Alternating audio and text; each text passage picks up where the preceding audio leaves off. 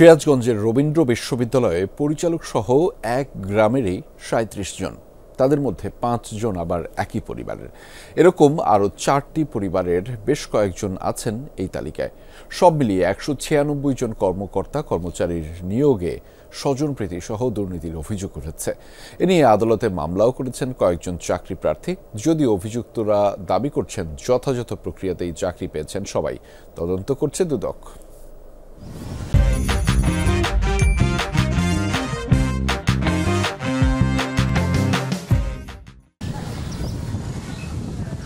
শাহজাদপুরের প্রত্যন্ত পল্লী ব্রজবালা এই এলাকার সন্তান গোলাম সারোয়ার ছিলেন রবীন্দ্র বিশ্ববিদ্যালয়ের অর্থ ও হিসাব দফতরের পরিচালক।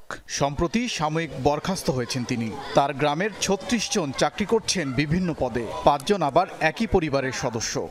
গোলাম সারোয়ার আমার বন্ধু, তো ও রবীন্দ্র বিশ্ববিদ্যালয়ে একটা বড় পোস্টে চাকরি করে, সেই সুবাদে হয়তো এই চাকরিগুলো হয়েছে। বিশ্ববিদ্যালয়ের পরিকল্পনা ও উন্নয়ন দফতরের উপপরিচালক শিবলি মাহবুব, তার স্ত্রী ও শ্যালক সহ কয়েকজন আত্মীয় চাকরি করছেন শিক্ষা প্রতিষ্ঠানটিতে। সঙ্গীত বিভাগের চেয়ারম্যান রওশন আলমের ভাই ভাবি সহ ৫ জন এবং সাবেক রেজিস্ট্রার সোহরাব আলীর বেশ কয়েকজন আত্মীয় কর্মরত বিশ্ববিদ্যালয়ে। স্বজনপ্রীতি দুর্নীতির মাধ্যমে মোট ১৯৬ জনকে নিয়োগের অভিযোগে মামলা করেছেন কয়েকজন চাকরি প্রার্থী।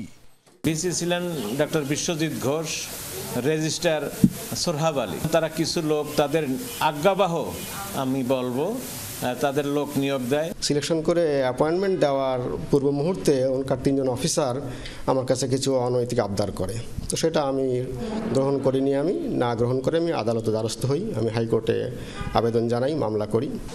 বিষয়টি নিয়ে কথা বলতে চাই চাকরি পাওয়াদের সাথে, তবে রাজি হলেন না কেউ।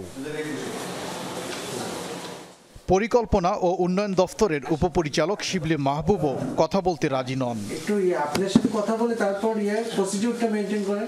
সেদিন বসি আমি, সমস্যা নাই। শুধু কর্মকর্তা কর্মচারী নয়, শিক্ষক নিয়োগেও আছে অনিয়ম দুর্নীতির অভিযোগ। শিক্ষার সুষ্ঠু পরিবেশ চাইলেন শিক্ষার্থীরা।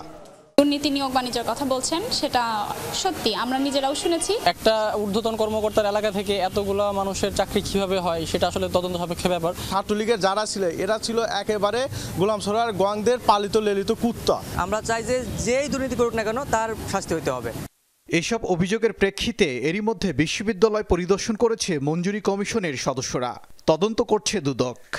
এই বিশ্ববিদ্যালয়টাতে প্রচুর করাপশন হয়েছে, বারবার বলেছি চরম ইমেজ ক্রাইসিসের মধ্যে আমরা আছি এবং নোবডি ইজ অ্যাবাভ ল, কেউ আইনের ঊর্ধ্বে না। ২০১৫ সালের ৮ মে সিরাজগঞ্জের শাহজাদপুরে রবীন্দ্র বিশ্ববিদ্যালয়ের ভিত্তিপ্রস্তর স্থাপন করা হয়। অস্থায়ী ক্যাম্পাসে ১২টি অনুষদের অধীনে চলছে শিক্ষা কার্যক্রম। ওবায়দুর রহমান, যমুনা নিউজ।